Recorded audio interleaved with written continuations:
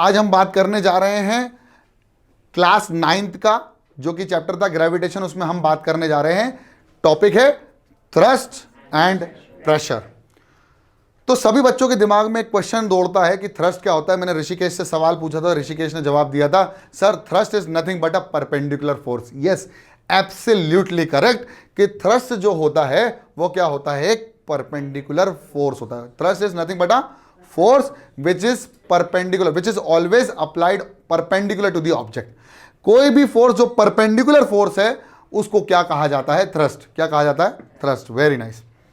तो अब हम जो इंपॉर्टेंट बात करने जा रहे हैं वो बात करने जा रहे हैं कि थ्रस्ट एक्चुअली किस तरह से वर्क करता है, किस तरह से हमें थ्रस्ट समझना चाहिए वो है। तो नेक्स्ट स्लाइड में हमें समझ में आएगा कि थ्रस्ट समझना है, फिर हमको समझना है कि प्रेशर क्या होता है, फिर हमको समझना है यूनिट ऑफ प्रेशर क्या होता है, और फिर हमको समझना है कि एरिया ऑफ कांटेक्ट कितना डिपेंड करता है इन सब चीज़ों के ऊपर, कि एरिया के ऊपर, क्योंकि प्रेशर किसके ऊपर डिपेंड करता है ये भी हमको सीखना है और समझना है। ठीक है सर, आप चले जाओ, कोई दिक्कत नहीं। ठीक है, तो इंपॉर्टेंट बात यह है कि what is thrust. So we have already discussed what about thrust.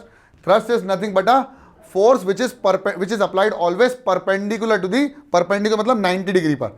Perpendicular का मतलब क्या होता है, 90 डिग्री पर किसी भी ऑब्जेक्ट पर अगर लग रहा है तो वो फोर्स क्या होता है, थ्रस्ट बन जाता है। वो फोर्स क्या बन जाता है, थ्रस्ट। जैसे आपने पिन लगाने का वाला एग्जांपल समझ लिया था पहले। तो अगर हमें इसको पिन को फिक्स करना है तो हमें इस पिन को क्या करना पड़ेगा, परपेंडिकुलरली। अगर हम टेढ़ा लगाएंगे तो पिन सही तरीके से अंदर तक नहीं जाएगी। तो अगर हमें एक इफेक्टिव रिजल्ट चाहिए तो हमें फोर्स कैसा लगाना पड़ेगा, परपेंडिकुलर लगाना पड़ेगा, मतलब सरफेस से 90 डिग्री। ठीक है, तो what is thrust. Thrust is nothing but, जैसे फॉर एग्जांपल यहाँ पर हमारे पास है कि एक पिन है, अगर हम इस डायरेक्शन में फोर्स लगाएंगे और एक इस डायरेक्शन में फोर्स लगाएंगे तो कौन सी पिन ज़्यादा अंदर तक जाएगी और कौन सबसे सही इफेक्ट देगी। तो सबसे इंपॉर्टेंट बात तो ये थी कि ये पिन जो है वो टेढ़ी हो जाएगी और ये पिन जो है वो अंदर तक चली जाएगी, जहां हमको इफेक्टिव रिजल्ट मिल जाएगा जो हमें काम करना था। ठीक है, so we have applied a force which is perpendicular to this surface. इस सरफेस के हमने क्या करा, परपेंडिकुलर फोर्स लगाया। तो ये लगाया perpendicular force which is perpendicular to the surface of the force. So what is force, this is thrust which is a perpendicular force applied to the surface. एक ऐसा फोर्स जो कि परपेंडिकुलर हो किसी सरफेस पर, उसी को क्या कहा जाएगा, थ्रस्ट कहा जाएगा। बहुत शानदार, समझ में आ गया होगा। इसका सिस्टम के अंदर तो हमारे दो सिस्टम चलते हैं, एक एसआई और एक सीजीएस। सीजीएस के अंदर ये एक प्रकार का फोर्स है तो इसकी यूनिट होती है डाइन, और अगर हम बात करें एसआई सिस्टम के अंदर तो इसकी यूनिट होती है न्यूटन। बहुत शानदार। तो सीजीएस में डाइन और एसआई में क्या होता है, न्यूटन। नेक्स्ट में हम देखेंगे कि प्रेशर क्या होता है। अब ये जो हमने इफेक्ट देखा था ना कि जब हमने किसी कील को परपेंडिकुलरली फोर्स लगाया तो कील अंदर तक चली गई, ये इफेक्ट था। हमने फोर्स तो उस पर भी लगाया था लेकिन अलग एंगल से लगाया था, तो वो इफेक्ट दूसरा था। तो what is pressure. Pressure is nothing but, जब हम किसी पर फोर्स लगाते हैं तो उसका कुछ इफेक्ट दिखता है। जिस तरह से हम लोगों ने पिछले एग्जाम्पल्स में बात भी करी थी कि अगर हम पेन की पीछे वाला टिप अगर किसी को चुभाएंगे एक पर्टिकुलर फोर्स से तो उसको कम लगेगी, लेकिन अगर हमने पिन के टिप वाले पोर्शन को उस पर चुभाया तो वो ज़्यादा लगेगी क्योंकि वो कम एरिया पे वर्क करती है। तो this is the effect of applied force on a particular surface. किसी सरफेस पर अगर मैं फोर्स लगा रहा हूं तो जो इफेक्ट हमको दिख रहा है वो डिफरेंट प्रेशर की वजह से दिख रहा है, यानी एक नई क्वांटिटी का हमारा आगमन हुआ जिसका नाम था प्रेशर। तो let us understand the pressure. What is pressure. तो सेम चीज़, अगर हमने इस पर अभी हमने टिप के सहारे रखा है और एक को हमने हॉरिजॉन्टली रखा है, यहाँ पर हमने इसको हॉरिजॉन्टली रखा है। अब हम इस पर सेम अमाउंट ऑफ फोर्स लगा रहे हैं, इस पर भी सेम लगा रहे हैं और इस पर भी सेम लगा रहे हैं, और फोर्स कैसा रहेगा, परपेंडिकुलर फोर्स रहेगा, या परपेंडिकुलर फोर्स को क्या बोलते हैं हम, थ्रस्ट रहेगा। तो हमने इस पर भी वही लगाया और इस पर भी लगाया। जब हमने इसका इफेक्ट देखा, इफेक्ट क्या था, कील का अंदर जाना। कील का अंदर किस में ज़्यादा जाएगी, इसमें जाएगी या इसमें जाएगी, क्योंकि यहाँ कम एरिया पे वर्क कर रहे हैं तो इफेक्ट ज़्यादा मिलेगा, ये ज़्यादा एरिया पे वर्क कर रहे हैं तो इफेक्ट कम मिला। इसका मतलब जो प्रेशर था वो इसमें ज़्यादा था और इसमें कम था, क्योंकि इसमें एरिया ज़्यादा था तो प्रेशर कम हो गया। इसमें एरिया कम था, इफेक्ट ज़्यादा मिला, यानी प्रेशर ज़्यादा मिला। बहुत शानदार। तो यही चीज़ थी कि it is inversely proportional to the, inversely proportional, pressure is inversely proportional to the area, जिस एरिया पे मैं वर्क कर रहा हूँ। जस्ट लाइक आपने देखा होगा कुछ लोग बहुत सारी कील लगा के उस पर खड़े हो जाते हैं, अपन बोलते हैं वाओ, लेकिन उनको दर्द इसलिए कम होता है क्योंकि वो एरिया पूरा डिवाइडेड है, वो एरिया बढ़ जाता है। आप अगर एक कील पे खड़े होकर दिखाओ वही लोग क्योंकि उस पर प्रेशर ज़्यादा हो जाएगा सेम अमाउंट ऑफ फोर्स पे, तो उसमें इफेक्ट ज़्यादा दिखेगा, कील अंदर तक घुस जाएगी। So same thrust upon area, एक नई क्वांटिटी का जन्म हुआ जिसका नाम था प्रेशर। तो pressure is equal to thrust upon area. Thrust क्या होता है? Thrust is nothing but a perpendicular force. ठीक है, तो यूनिट क्या होती है? ये भी इसकी यूनिट जो है वो पास्कल होती है। The thrust is unit per area, sorry thrust per unit area is known as pressure. इसकी यूनिट जो है वो क्या है? पास्कल। जिसने डिनोट करी थी, किसने बताया था इसको? जल्दी बताओ। मैंने ये बता चुका हूं, pressure is inversely proportional to area. अगर एरिया बढ़ेगा तो प्रेशर कम होगा, अगर एरिया कम हुआ तो प्रेशर बढ़ेगा। फोर्स बढ़ेगा तो प्रेशर बढ़ेगा, फोर्स कम हुआ तो प्रेशर कम हुआ। यानी pressure is directly proportional to force and pressure is inversely proportional to force, sorry area. ठीक है, तो how it is measured? Perpendicular upon perpendicular force upon area, SI और यानी एमकेएस सिस्टम में और सीजीएस सिस्टम में। तो फोर्स की यूनिट क्या है एसआई में? न्यूटन, और सीजीएस में क्या है? डायन। तो देख लो भाई, यहां पर हमारे पास आ जाएगी ये एरिया की क्या है? Metre square. तो प्रेशर की क्या होगी? न्यूटन पर मीटर स्क्वायर। ऐसे सीजीएस में डाइन सेंटीमीटर स्क्वायर, तो डाइन पर सेंटीमीटर स्क्वायर। और इस एसआई सिस्टम में एक नई यूनिट जो लेके आए थे ब्लेस पास्कल, जिसका नाम पड़ा उन्हीं के नाम पर, जिसका नाम क्या था? पास्कल। यानी नई एसआई सिस्टम के अंदर जो यूनिट पड़ी है प्रेशर की, उसको नाम क्या दिया गया है? पास्कल। ठीक है, बहुत बढ़िया। तो हमें प्रेशर समझ में आ गया है ना। अब इसमें 2 से 3 चीजें हैं कि हमको समझ में ये आ गया कि pressure is inversely proportional to the area of cross section. हमें एक चीज और समझ में आ गई कि pressure is directly proportional to force. मतलब हम फोर्स ज्यादा लगाएंगे तो प्रेशर लगेगा, एरिया ज्यादा कर देंगे तो प्रेशर कम हो जाएगा। सेम चीज हम लोगों ने नाइफ के साथ भी देखी, नाइफ की धार बढ़ा देते तो एरिया ऑफ क्रॉस सेक्शन कम हो जाता है। तो जहां हम वर्क करते हैं वहां का एरिया बढ़ने से प्रेशर क्या हो जाता है? प्रेशर हो जाता है कम। लेकिन अगर हमने उसमें धार कर दी, शार्प नाइफ इस्तेमाल करी, तो हम क्या कर सकते हैं? उसमें सेम अमाउंट ऑफ फोर्स से हम ज्यादा प्रेशर क्रिएट कर सकते हैं, क्योंकि हमने एरिया को क्या कर दिया है? कम। जस्ट लाइक हम बटर वाली नाइफ इस्तेमाल करें तो उससे सब्जी काटना थोड़ा सा मुश्किल हो जाता है। जस्ट लाइक हमारे पास जो मिलिट्री टैंक्स हैं उसको ज़मीन में सैंड के ऊपर चलने के लिए प्रॉपर एक बेल्ट लगाई जाती है, जिससे एरिया बढ़ा दिया जाता है, तो वो ज़मीन के अंदर सिंक नहीं करते हैं। तो बहुत सारी चीज़ें हैं। फिर उस पर डिस्कशन भी हुआ है कि ये वाला क्वेश्चन हम लोगों ने पिछली क्लास में भी किया था कि इसका भी मास वही है और इसका भी मास वही है, किस पे प्रेशर ज़्यादा होगा? तो जितना एरिया ऑफ क्रॉस सेक्शन कम होगा उसका प्रेशर ज़्यादा। देखो इसमें मास सेम है, यानी फोर्स नीचे की तरफ सेम लग रहा होगा, तो इस पे एरिया ऑफ क्रॉस सेक्शन कम होगा। देखो ध्यान से, अगर ये 0.1 इंटू 0.2, तो इसका एरिया जो होगा वो कम होगा एज कंपेयर टू दिस, क्योंकि इसमें 0.2 और 0.3, तो इसका एरिया नीचे का एरिया ऑफ बेस क्या हो जाएगा? एरिया ऑफ बेस कैसा हो जाएगा? ज़्यादा। और इसका एरिया ऑफ बेस, सॉरी, इसका एरिया ऑफ बेस कम हो जाएगा, इसका एरिया ऑफ बेस ज़्यादा हो जाएगा। तो क्या होगा? प्रेशर इस पे ज़्यादा, इस पे कम। जस्ट लाइक आप ये बॉटल ले लो, इस बॉटल को मैं अपने हाथ पर ऐसे दबाऊं तो मुझे कम लगेगी। क्यों? क्योंकि मैंने एरिया ऑफ क्रॉस सेक्शन बढ़ा दिया। अब सेम मैंने एक पेन इस्तेमाल करा और मैं अपने हाथ पे उसी फोर्स से लगाऊं तो मुझे दर्द ज़्यादा होगा, क्योंकि मैंने कम एरिया पे उसी प्रकार का फोर्स लगाया। यानी प्रेशर एक नई क्वांटिटी है जिससे हम वर्क कर सकते हैं, और इसका इस्तेमाल हम डेली यूज़ में करते भी हैं। जस्ट लाइक आपने नाइफ का इस्तेमाल किया होगा, कैंची में धार कर लेते हैं ना, तो वो एरिया ऑफ क्रॉस सेक्शन कम करने से हमारे काम कभी कभी आसान हो जाते हैं और कभी कभी बिगड़ जाते हैं। बिगड़ कैसे जाते हैं? अगर आपको रोड पे चलना है ना, और आपने हील वाली सैंडल पहन ली तो क्या होगा? आ जाइए सर, आइए। आपने अगर हील वाली सैंडल पहन ली तो क्या होगा? तो भाई उसमें एरिया क्या है? कम है ना, तो आप पर प्रेशर भी ज़्यादा पड़ रहा है, तो आप सही से चल भी नहीं पाओगे, तो आपको एरिया ऑफ क्रॉस सेक्शन बढ़ाना पड़ा। और वो हील वाली अगर किसी के पैर में लग गई तो भाई साहब दर्द ज़्यादा होगा। अगर आपने नॉर्मल स्पोर्ट्स शूज़ पहने तो आपको दर्द कम होगा। स्पाइक वाले जूते ज़्यादा परेशान करते हैं ना, अगर वो पैर पे आ जाए तो। स्पाइक वाले, वो क्रिकेटर स्पाइक वाले इस्तेमाल करते हैं ताकि उनका बेटर ग्रिप हो ग्राउंड से। ठीक है, बहुत बढ़िया। तो यही है। फिर हम लोगों ने मिलिट्री टैंक वाले की बात करी थी, तो हम मिलिट्री टैंक वाले इस पे प्रेशर इसका ज़्यादा होगा और इसका कम होगा। ध्यान से देखो, इसमें हमने कैलकुलेशन भी किया है कि pressure is inversely proportional to area of cross section and directly proportional to force. तो फोर्स तो दोनों पे बराबर है, क्यों? मास दोनों का बराबर है ना, mg दोनों के लिए बराबर होगा, बस एरिया अलग अलग है तो प्रेशर अलग अलग। ठीक है। फिर मिलिट्री टैंक वाला, कि मिलिट्री टैंक में बेल्ट क्यों लगाई जाती है? ताकि एरिया ऑफ क्रॉस सेक्शन बढ़ जाए, प्रेशर कम हो जाए। वाई? क्योंकि मिलिट्री टैंक का मास ऑलरेडी बहुत ज़्यादा होता है और उसको चलना काय पे रहता है, सैंड पर। अगर सैंड पे खड़े हो जाएंगे तो क्या हो जाएगा, नीचे चले जाएंगे। तो वो नीचे ना जाए, प्रेशर ज़्यादा ना हो, उसके लिए उन्होंने एक पट्टी लगा दी है, मतलब उसको क्या बोलते हैं, बेल्ट, जिसकी वजह से टैंक जो है वो सिंक नहीं करता है। ठीक है, बहुत बढ़िया। तो यही है, more area less pressure, easy to glide, और आगे मूव करना, सिंक नहीं होगा। और अगर लेस प्रेशर लेस एरिया कर दिया तो नॉट इजी टू मूव और इजीली सिंक हो जाता है सॉलिड के अंदर। अब धीरे धीरे हमारा जो लेक्चर है ना, वो हमारे मेन एम की तरफ बढ़ते जा रहा है, सिंक करना और फ्लोट करना। तो we will be talking about fluids.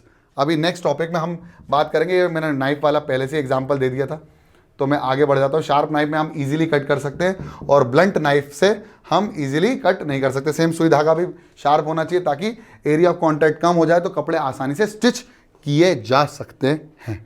ठीक है, अब बात करने जा रहे हैं फ्लूइड्स की, जो मेरा मेन टॉपिक है आज का। हम लोगों ने फ्लूइड्स की बात पिछली बार भी करी थी।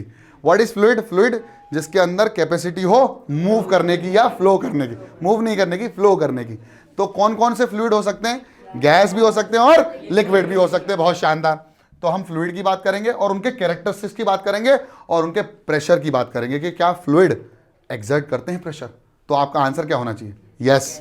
क्या हम पानी के अंदर अपने ऊपर जो पानी महसूस करते हैं उसका कोई प्रेशर होता है? यस। तो फ्लूइड भी एक्सर्ट करते हैं प्रेशर, जस्ट लाइक सॉलिड जैसे एक्सर्ट करते हैं प्रेशर। लेकिन सॉलिड किसकी वजह से करते हैं? तो सॉलिड करते हैं वेट की वजह से, यानी उनके ऊपर जो ग्रेविटेशनल फोर्स लग रहा है। और फ्लूइड जो है वो अपने मॉलिक्यूल्स की वजह से प्रेशर एक्सर्ट करते हैं और वो हर जगह सेम प्रेशर महसूस करवा सकते हैं, सेम डेप्थ पे। ये हम लोगों ने पिछली क्लास में एग्जांपल भी मेजर, और हम क्या करने वाले हैं, डिफरेंट बिटवीन सॉलिड प्रेशर, जो मैं अभी डिस्कस कर ही रहा था। तो चलिए फ्लूइड की बात करते हैं। तो fluid is a substance which having the ability to flow. तो हमारे पास दो प्रकार के फ्लूइड है, गैसियस और लिक्विड। बहुत बढ़िया। एग्जाम्पल क्या है? लिक्विड और गैस। जैसे आप लोगों ने देखा होगा स्ट्रॉम के अंदर प्रेशर रहता है और इवन फ्लड के अंदर भी प्रेशर होता है, यानी दोनों चीज़ों में लिक्विड और गैस दोनों ही क्या करती हैं?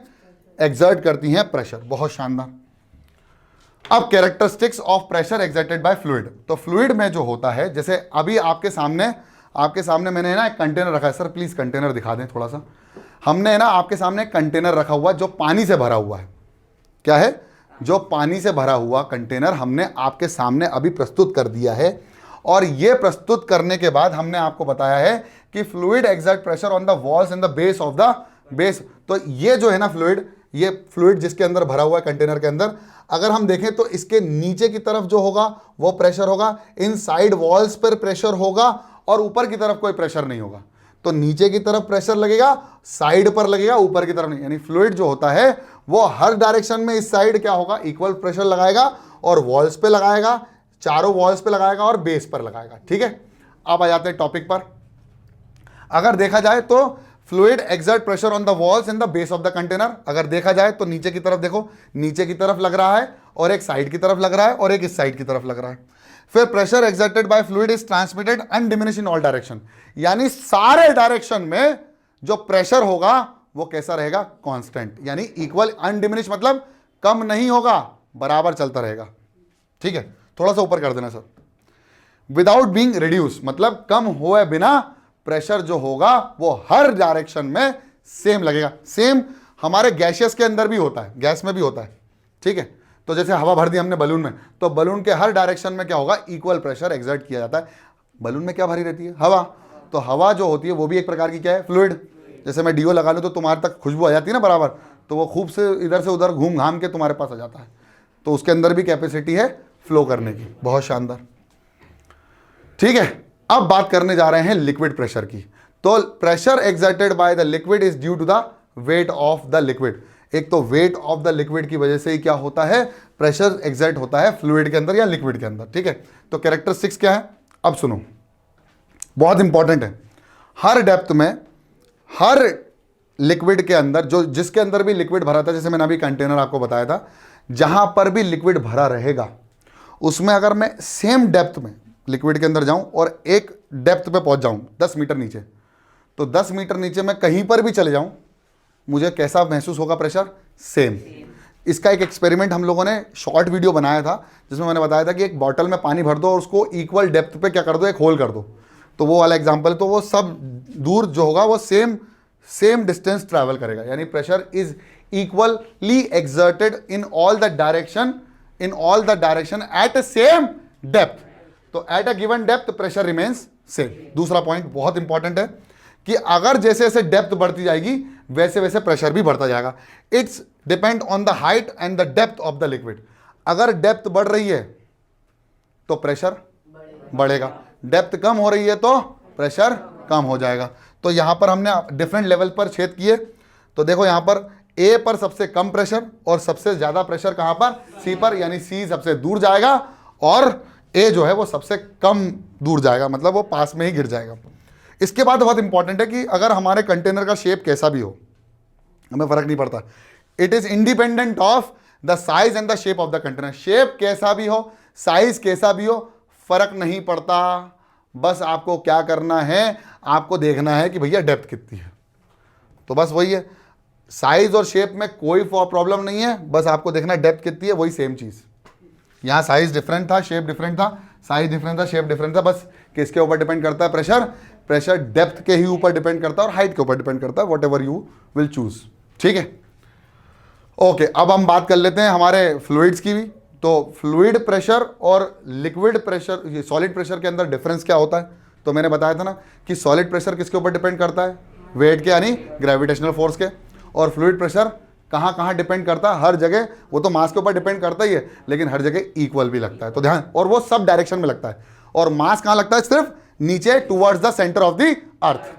ठीक है ना, बहुत बढ़िया। देखो यहां पर बुक्स पे जो प्रेशर लग रहा होगा वो नीचे की तरफ लग रहा होगा, लेकिन लिक्विड में साइड वॉल्स पर और नीचे की तरफ भी लग रहा होगा, सारे डायरेक्शन में। ठीक है ना, और यहां पर भी सारे डायरेक्शन में प्रेशर एक्सर्ट किया जा रहा होगा। तो fluid exert pressure in all the direction, और वेट जो होता है वो सिर्फ नीचे की तरफ, towards the centre of the earth, base नीचे की तरफ। ठीक है ना, चलिए बढ़िया है। अब हम बात करने जा रहे हैं जो कि हमारा मेन टॉपिक है आज, बायंट फोर्स। अब थोड़ा सा स्लो होना पड़ेगा, ठीक है। अब जब भी कोई चीज इमर्स होती है या किसी भी फ्लूइड के अंदर जाती है, जैसे हम अभी नॉर्मली लिक्विड की बात कर रहे हैं, कौन से लिक्विड की बात कर रहे हैं, नॉर्मल लिक्विड कौन सी बात कर रहे हैं, पानी की, ठीक है, वाटर की बात करने जा रहे हैं। तो अगर कोई चीज पानी के अंदर डूबती है तो वो कुछ महसूस करती है। अब वो क्या महसूस करती है, जैसे आप कभी पानी में स्विमिंग पूल पे कूदते हैं तो आप अपने आप का जो वेट है वो हल्का महसूस करते हैं, क्योंकि ये वाटर या फ्लूइड, कोई सा भी फ्लूइड हो, वो आपके ऊपर एक ऊपर की तरफ एक फोर्स लगाता है। मैं क्या कह रहा हूँ, एक ऊपर की तरफ एक फोर्स लगाता है। फिर से बोल रहा हूँ, ऊपर की तरफ, ऊपर मतलब अप, क्या लगाता है, फोर्स। कैसा रहता है, परपेंडिकुलर। तो फोर्स परपेंडिकुलर को बोलते हैं थ्रस्ट, ऊपर को बोलते हैं अप, इसको ही बोलते हैं अप थ्रस्ट। तो हम बात करने वाले हैं बायंट फोर्स की। वही अप थ्रस्ट क्या बन जाता है, बायंट फोर्स, और इसी टेंडेंसी को क्या कहा जाता है, बायंसी। तो पहला टॉपिक रहेगा buoyant force, laws of flotation. अब इसी बायंट फोर्स की वजह से, इसी बायंसी की वजह से कोई चीज फ्लोट करती है या सिंक करती है। तो आज हम देखने भी वाले हैं कि कौन सी चीज फ्लोट करेगी और कौन सी चीज सिंक करेगी, और कब कब करेगी, क्या कंडीशन है, what are the necessary condition कि कोई चीज पानी के अंदर, अभी हमारे पास पानी, हम पेट्रोल नहीं ला सकते थे, सॉरी, बहुत सस्ता है क्योंकि, ठीक है।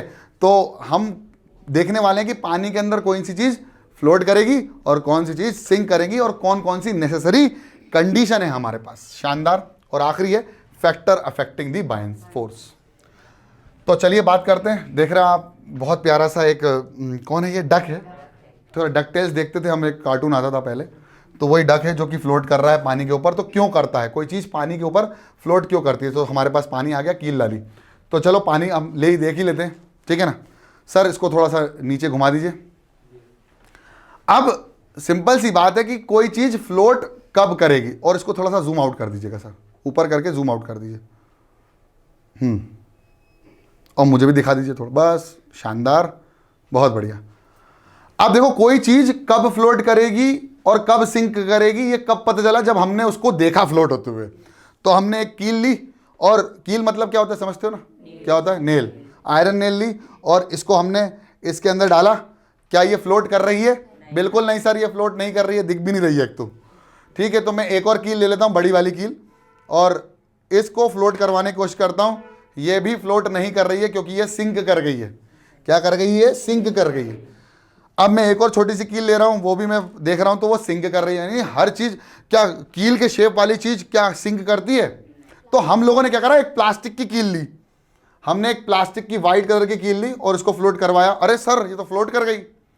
तो इसका मतलब ये है कि कोई चीज़ जब किसी लिक्विड के अंदर या फ्लूइड के अंदर जाती है तो उसका शेप मैटर नहीं करता है। हमने कील का शेप का, हमने प्लास्टिक का चीज ली, तो वो मटेरियल मैटर करता है कि आप कौन सा मटेरियल इस फ्लूइड में डाल रहे हो। ठीक है, और वो फ्लोट क्यों कर पाता है? उसका एक ही रीजन है, ऊपर की तरफ क्या लगता है? Up thrust. थ्रस्ट क्यों लगता है? क्योंकि वो परपेंडिकुलर लगता है। फिर हमने एक और डब्बा लिया, उसको कोशिश करी फ्लोट करवाने की, सॉरी सिंक करवाने की, तो वो सिंक नहीं कर रहा है और वो फ्लोट कर रहा है। और कहाँ कर रहा है? जस्ट सरफेस के ऊपर कर रहा है। आपको दिख रहा है सरफेस के ऊपर फ्लोट कर रहा है? दिख रहा है? ठीक है। फिर मैंने एक प्लास्टिक का एक और चीज़ लिया, उसको भी मैंने फ्लोट करवाने की कोशिश करी, भाई साहब वो कुछ सिंक कर गया। तो यानी इसके अंदर, और ये इस डायरेक्शन से नहीं, इस डायरेक्शन से सिंक करा। देखो मैं इसमें डालता हूँ और आप देखोगे कि वो पलट गया है और नीचे की तरफ क्या हो गया है? सिंक कर गया। इसका मतलब यह है कि यहां पर शेप और साइज मैटर नहीं करता है, यहां पर मैटर करता है कि भाई साहब मटेरियल क्या है आपके पास। जैसे मेरे पास एक प्लास्टिक की बोतल है, क्या वो फ्लोट करेगी, सिंक करेगी? भाई साहब ये फ्लोट कर गई। तो वो मटेरियल मैटर करता है कि आपने कौन सा मटेरियल लिया है और किस में डुबोक रहे हो। तो वो क्या मैटर करता है, वो कौन से फैक्टर्स हैं जो किसी भी चीज को फ्लोट करवा सकते हैं और सिंक करवा सकते हैं, उस पर मैं डिस्कशन करने वाला हूं। ठीक है, तो मैंने एक आयरन नेल ली और बहुत खूबसूरती से मैंने ये चीज़ समझी कि इसको जब मैंने इसमें पुट करा तो आपने देखा होगा कि ये आयरन नेल नीचे की तरफ क्या हो गई? सिंक कर गई। ठीक है, अब ये आयरन नेल तो बहुत हल्की है, बड़े बड़े जहाज बनते हैं, बड़े बड़े पानी के जहाज बनते हैं, बड़े बड़े जहाज बनते हैं, और वो साले फ्लोट करते रहते क्योंकि उसके पास क्या होता है? एक और इंपॉर्टेंट चीज़ है जिसको हम क्या बोलते हैं? उनका शेप और साइज नहीं सर, उनको हम बोलते हैं स्ट्रीमलाइन बॉडी। और उनको कुछ इस तरह से बनाया जाता है, जैसे मैं अभी आपको एक एग्जांपल देने वाला हूँ कि अगर मैं इस बॉटल को थोड़ा सा पानी से भर देता हूँ, थोड़ा सा पानी से भर देता हूँ, अभी ये पूरे तरह से फ्लोट कर रही थी ना, अब ये आधे तरह से फ्लोट करेगी, मतलब ये जितना पानी है उतना नीचे जाएगी और बाकी जिसमें पानी नहीं है वो ऊपर रहेगा। अगर मैं इसको पूरा भर देता हूँ, पानी से पूरा भर देता हूँ, तो इट मे बी पॉसिबल कि ये सिंक कर जाए, इट मे बी पॉसिबल कि ये सिंक कर जाए। कर गई सिंक? इसका मतलब मटेरियल के अंदर जो हवा भरी हुई थी वो फ्लोट कर रही थी। तो इसी तरह से हम एक स्ट्रीमलाइन बॉडी बना सकते हैं जो क्या करेगा? पानी पर फ्लोट कर सकता है। तो वो जो पानी के ऊपर जो जहाज होते हैं ना, उसके नीचे कुछ एयरी फील भी रहता है, कुछ ऐसा बनाया जाता है उसको ताकि वह फ्लोट कर सके नाव को। लेकिन अब ऑब्वियसली यहां पर एक और चीज आती है जो कि होता है बायंट फोर्स। अब ध्यान से देखना कैसे सिंक नहीं करता। तो यहां पर पानी का जहाज है, अब जब ये पानी के ऊपर आता है तो ऊपर की तरफ पानी इसको अपोज करने के लिए एक फोर्स लगाता है जिसको हम बोलते हैं अपथ्रस्ट। क्या लगाते हैं? अपथ्रस्ट। और नीचे की तरफ क्या लगता है? नीचे की तरफ लगता है वेट। अब अगर वेट ज्यादा हो गया, देखो वेट ज्यादा हो गया था अभी पानी की बोतल का, तो वो नीचे चले जाएगा, और अगर अपथ्रस्ट ज्यादा हो गया तो वो ऊपर फ्लोट करने लगेगा। अगर वेट ज्यादा हो गया तो नीचे चले जाएगा, और अगर वेट कम हुआ एज कंपेयर टू अपथ्रस्ट तो क्या हो जाएगा? वो फ्लोट करने लगेगा। ध्यान से देखना आप। तो boat exert force on the water equal to the weight downward, तो वो फ्लोट करने लगता है ना। इसी को बोलते हैं रिएक्शन फोर्स, और इसी को क्या कहा जाता है? Up thrust. It return water exert an upward force on the boat and that force is known as buoyant force और upthrust force। इसी को क्या कहा जाता है? buoyant force और upthrust force। समझ में आ गया? बहुत बढ़िया। The upward force acting on a body immersed in a fluid is upthrust or the force of buoyancy। This phenomena is called buoyancy। इसी को क्या कहा जाता है? buoyancy। ठीक है, बहुत बढ़िया। आयरन नेल इतनी हल्की होने के बाद एज कंपेयर टू शिप वो भी डूब जाती है, सिंक कर जाती है। उसका रीजन वो अपवर्ड फोर्स जो लग रहा है ना, वो वो ज़्यादा हो जाता है एज कम्पेयर टू mg। वो ज़्यादा हो जाता है, एरिया बढ़ा देते हैं, उसका शेप ऐसा कर देते हैं, बनावट अंदर थोड़ा एयर दे देते हैं। जैसे हमने पानी की बोतल में एयर भर दी तो वो ऊपर उछलने लग गई थी, और अभी ये सिंक कर गई है। अब वो सिंक क्यों करी? पानी की बोतल प्लास्टिक की थी लेकिन तब भी सिंक कर गई, क्योंकि उसमें कुछ ऐसा मटेरियल होगा जो पानी के डेंसिटी। अब यहां पर एक इंपॉर्टेंट चीज आने वाली है, एक और फिनोमेना आने वाला है लॉज ऑफ फ्लोटेशन के लिए, जो है डेंसिटी। अभी बात करते हैं। देखो आप यहां पर तीन चीजें देख रही हैं, एक बॉल जो ऊपर तैर रही है, एक बॉल जो बीच में कहीं, ये भी बीच में, और ये सिंक कर गई है। तो ये रीजन क्या है इनका सिंक करने का, और ये ऊपर फ्लोट करने का, और ये सरफेस पे फ्लोट करने का?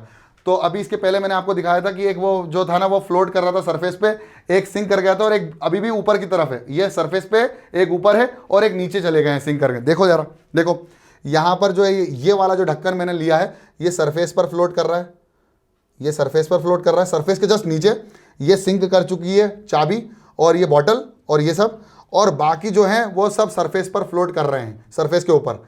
तो सरफेस के ऊपर फ्लोट करना और सरफेस के नीचे फ्लोट करना और सिंक हो जाना, ये तीन मेन कंडीशंस हैं।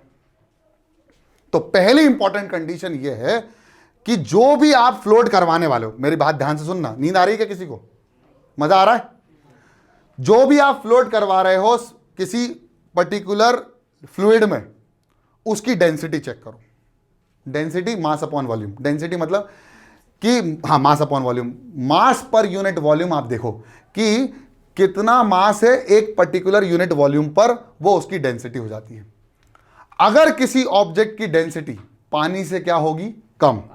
क्या होगी? पानी से कम। फिर से सुन लो, अगर किसी ऑब्जेक्ट की डेंसिटी पानी से कम होगी तो वो पानी के ऊपर फ्लोट करेगा। किसी ऑब्जेक्ट की डेंसिटी अगर पानी से कम होगी तो पानी के ऊपर की तरफ फ्लोट करेगा। लेकिन अगर पानी के बराबर हो गई तो पानी के सरफेस पर फ्लोट करेगा, जस्ट बिलो द सरफेस। और पानी से ज्यादा हो गई तो सिंक कर जाएगा। समझ में आ गया? लॉज ऑफ फ्लोटेशन का पहला चीज, डेंसिटी ज्यादा होना चाहिए तभी फ्लोट करेगा। ठीक है, डेंसिटी ज्यादा हो गई तो फ्लोट करेगा, डेंसिटी बराबर हो गई तो सरफेस के नीचे फ्लोट करेगा, और जहां होगा वहां होगा। मतलब अगर डेंसिटी बराबर होगी ना, तो मैं इसको अगर बीच में छोड़ूंगा ना तो बीच में रहेगा। अभी डेंसिटी कैसी है सर? नीचे दिखाना जरा। देखो अभी मैं इसको है ना क्या कर रहा हूं, मैं इसको है ना नीचे लेके जा रहा हूं, सबसे नीचे।